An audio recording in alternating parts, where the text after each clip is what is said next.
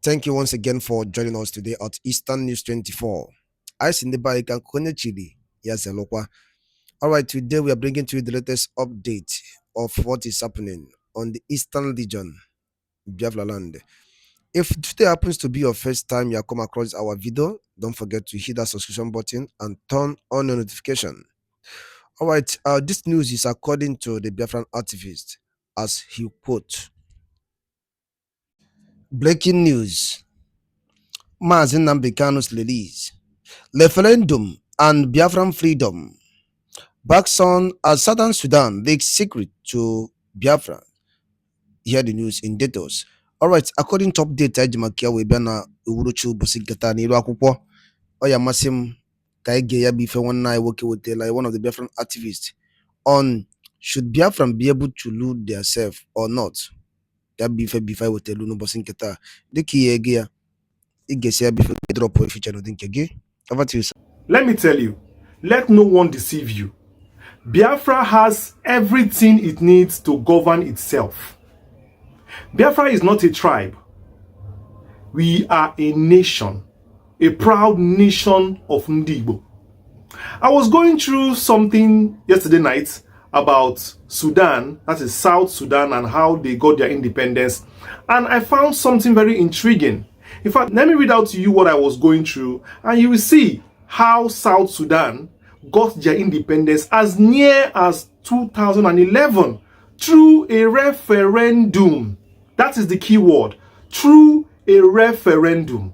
I'm talking about South Sudan because they have lots of similarities with the struggle of Ndigbo and how we have also been trying to get our independence and our freedom via referendum. And this is the newest nation in Africa, in fact in the world. So let me read to you how it all happened. South Sudan gained independence through a long, painful struggle marked by decades of civil war, ethnic and political oppression, and eventually a referendum that allowed its people to decide their fate. What was the root cause? The root cause, just like that of Ndigbo, is marginalization and identity. Listen, after Sudan, that is the parent country itself, gained independence from Britain and Egyptian rule in 1956, the government of Khartoum, which is the capital, North Sudan, dominated by Arab Muslim elites, began to marginalize the largely black African South Sudanese, who are Christians and animist South. This laid the groundwork for a civil war. So as you see, this was brought about by marginalization and intimidation. This is exactly the same thing that the Ndigbo have been going through for decades in Nigeria. The same thing they went through that caused the first civil war, and Ojukwu went to war, the brutal killings of people in the north of Igbo stock, the labeling, the ethnic profiling, the genocides. This is exactly. And also the marginalization that happened to Ndigbo while Ojukwu started that civil war. So let's go on. There were two civil wars. One in 1955 to 1972, and second one, 1983 to 2005. Now, the first one started even before Sudan's independence. So that's to show you, they have been fighting this thing since. These two countries, they don't meet, they don't share the same blood. But like Nigeria, the British also brought them together. You see the problem? How the British causes confusion and mixes bad blood together for their selfish purposes. They did this same thing they did in Nigeria to Sudan, merging Arabs together with blacks, merging Muslims together with Christians, people with distinct beliefs and ideology. Even their traditions were not even similar at all. Nothing brought them together, but the British brought them together for their selfish purpose. But this war has started even before the Sudan's independence. So even when the British were there, they were fighting themselves. They were always at loggerheads. So this was fueled also by Southern demands for federalism and autonomy, We want to take care of ourselves. We do not want to be with you. We share no ideology. You are wicked towards us even when you have the power. Because just like Nigeria, the British gave power to the northern part of Sudan. Listen to me. That's why I brought this Sudan story for you. Listen to me. The similarities in what is going on in Sudan, or what went on in Sudan, and what is still going on in Nigeria. The British gave power to the north, who were Arabs and Muslims, marginalizing the south intentionally. This is the British pattern. Instructed, of course, is normal. You always try to pin one side to the wall while you give the other side power so that you can plunder the resources. Guess where all the oil in Sudan was? Your guess is as good as mine. The South, the blacks, the Christians, they are the ones that have the oil. Britain never wanted them to have control of their resources. Now you understand the same thing going on in Nigeria. Let's go on. You will be shocked what I'm about to reveal to you today. Now, this crisis ended with the Addis Ababa Agreement in 1972, which granted some autonomy to the South because of the struggle. Now, South Sudan got something from that first war. They had the power now to at least govern themselves, in a form, still maybe paying obeisance to the federal, but at least they had their own regional government. This was something we did not get in the Biafran war. We should have gotten something from that war. Even if that, the war was lost and they declared it victor or vanquished, but they should have been a kind of like an agreement that Nnamdi should have gotten from that war that would have given a slight feel of victory. But that's for another day. Let's keep on going. The Second Sudanese War started in 1983. This one was sparked when the President Jafar Nimeri, which is the president of North Sudan, which is the Arab and whatever, he revoked the southern part's autonomy, which is what they agreed in the first war. He revoked it and also imposed Sharia law nationwide. Are you seeing what we are seeing? When we tell people that there is a plan to Fulanize and Islamize Nigeria, people don't believe it. It's happening. It happened in Sudan. It happened in Sudan. It happened in Sudan. And if it happens today in the southeast, guess the only person that can stop it? Nnamdi Kanu. Where is he? In prison. Now you can understand why they have him in prison, and you now believe that it is the British who personally kept him there because they have an agenda for Nigeria carried out by the Islamists, and they are in support of the Islamists. They did it in Darfur, Sudan. Now they're repeating it here in Nigeria because that one in Sudan actually failed because the South Sudanese, they were ready. Forget the thing we are doing here. The quarrel we are quarreling as Igbo, fighting ourselves. Sudan showed sample of what it is to stand for your rights. Let's go on. I will show you something. Just watch me. Forget whatever you're doing. Focus. Focus. So the president revoked the South autonomy and imposed Sharia law nationwide.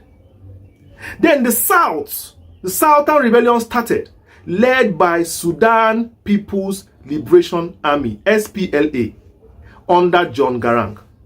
This became one of the deadliest conflicts in modern African history.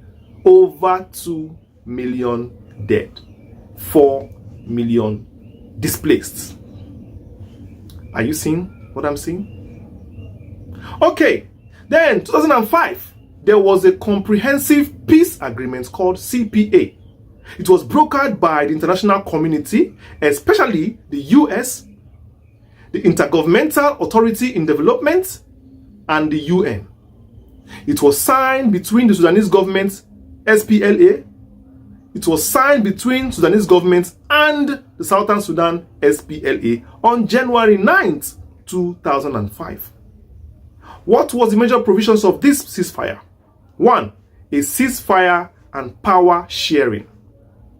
Wealth sharing from oil revenues. 6 years of autonomous rule for the South. And also a referendum on independence in 2011. Now you see, because some people are saying that Nigerian government does not provide for referendum. The Sudanese government also did not provide for referendum. It was the struggle from the Sudanese that brought about this peace agreement. So they had to include it in the peace agreement that, see, yes, we are at peace. Yes, we agree to everything here. But we also want to have the ability to what? Determine our future. Add it to that peace accord. And it was added there. Now, on that particular 2011 that the referendum was supposed to take place, the referendum held on January 9th to 15th, 2011 as scheduled. It was overseen by international observers and it was largely peaceful. The results, 98.8, which is about 99% of South Sudanese voted for independence from Sudan. That means almost 100% voted for their independence. Then, on July 9th, 2011, on July 9th, 2011, South Sudan officially became the world's newest country. The event was celebrated globally, and Salva Kiir became the first president. So North Sudan, which is North now, which is the Sudan that you know now, became the first country to voluntarily lose a third of its landmass and most of its oil wells. They lost. They lost. So South Sudan didn't just win independence through diplomacy, it bled for it, suffered for it, and earned it through a fierce and enduring cry for freedom. It remains one of the purest modern examples of self-determination through a people's vote, but also a warning that nationhood requires more than the flag. It requires unity, justice, and leadership. A nation requires unity, justice, and leadership. This is exactly how South Sudan got their independence as recent as 2011. You can see the story of South Sudan and how they're enjoying, at least they are enjoying their country today, despite all this. This is exactly the same kind of thing that Igbo are looking for. And South Sudan passed through hell for it. Getting independence is not easy. And they finally got their independence through self-determination, referendum. But this referendum did not come cheap because they had to fight wars for it. They had to bleed for it. Yes, we are in 2025, and definitely you can say that, yeah, we can get independence without shedding any, without fighting, of course. But it's going to be difficult. And it's not going to come when we are fighting ourselves. It's not going to come when we have different groups fighting for Biafra and they cannot even see eye to eye. You have the MASOB, you have the BLF or BLZ, you have the IPOB, you have the BRGIE, and none of them are seeing eye to eye. And they all claim to fight for the people of Biafra. If these groups are fighting for Igbo, there should not be quarrel among them. There should be unity of purpose. Because you know very well that the enemy is going to seek to destroy your groups. It's going to implant people to frustrate you. Because the Nigerian government knows that self-determination is an enshrined right. So they want to bully you of your right, normally. And they will do it by trying to infiltrate your groups. That is why now you can see many of them quarreling themselves. Because of what? Because of what? Ask them now why they're quarreling. You can't tell you.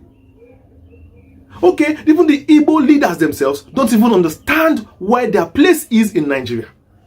An Igbo man cannot attain more than a senator in this country, or a minister in this country, or a governor. They can't attain more than that. It is the peak of their glory in the country. Is that not the same marginalization that happened in Sudan? Are they blind to see? The difference is that the South Sudanese understood what was happening to them. But here in the Igbo, do not understand what is happening to them. It looks as if these Igbo people, they are blind. They are blind as they're being tortured. They are suffering and smiling. I have never seen a people who are as blind and proudly blind that they are being tortured, marginalized, siphoned in Nigeria, and they still accept it because of peanuts they're receiving. The South Sudanese understood that they were marginalized. They saw that they could not attain for high heights in Sudan, and they easily demanded for their own country. But look at Nnamdi, a governor, a senator, because of one position, he forgets about the general people he represents. Because the Igbo nation is under threat. That is it. Because when the leaders have given up hope, they can't even talk. The other day, Peter Obi was insulted by a governor. No Igbo leader came out to say, this is wrong. At least, I didn't say you should go and fight anybody. Saying this is wrong. Don't threaten Peter Obi. No. Governor, not one. Senator, not one.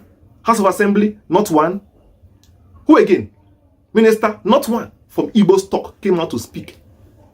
Came out to speak and condemn it. Why? Why? Tell me why. Because they are defeated. I'm telling you this.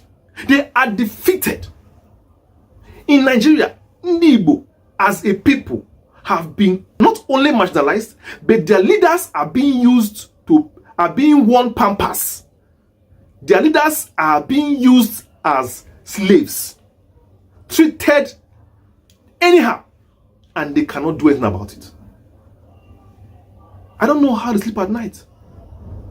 They're even the first to betray you if you're not careful. They're the first to betray you because they are subservient to the greater nation. If South Sudanese worship the North like this, do you think they will be in their country today? They will not have even owned land in their state again. Because that Sharia law they imposed on them would have been holding effect till today. And the whole police in South Sudan would have been people from the North, the Muslims. And they would have been enslaved in their own country. Can't you see it's happening in Igbo land? Can't you see that Igbo land is being policed too much? Militarized too much? You cannot go to checking points. You cannot move 10 kilometers without seeing checking points. What do you think? Look at what's happening in the bushes, in the forests. You can see how everywhere has been filled with kidnappers, filled with Fulani terrorists. And you're telling me that you are not already being taken over? Your lands are the next thing they're coming for. Your lands are the next thing they're coming for. Because definitely, the way it is going, this Nigeria, Igbo will not have any place to call home again if they continue doing what they have to do. They will take away everything and force you to go overseas because all we like is to travel abroad. Small thing, I've left Nigeria, I've gone abroad. That's what they want you to do. What are you talking, man? Igbo, arise. Igbo, unite. This referendum we want, let's unite and find a referendum. Mazen Kanu is in the cell. It doesn't stop the Igbo struggle. It doesn't stop the Igbo fight. It doesn't stop the Igbo cause. It doesn't stop it. And lastly, let nobody tell you that you are a less privileged or you are a second-class citizen or you will never get your Biafra. Let nobody tell you. Because definitely, every dream definitely can come to pass. Ndị ba ngwadalo li nene dukun si wege ya bife wetelu n'ụbọchị uru tinketa. A ga-alapụ n'ukun riyati ya gbasata maka ya bife ndị a niile ụmụnna wetela anyị. Gwa ifu nche n'udu nke unu. Ngwanụ ka emesịa n'ụmụnne m.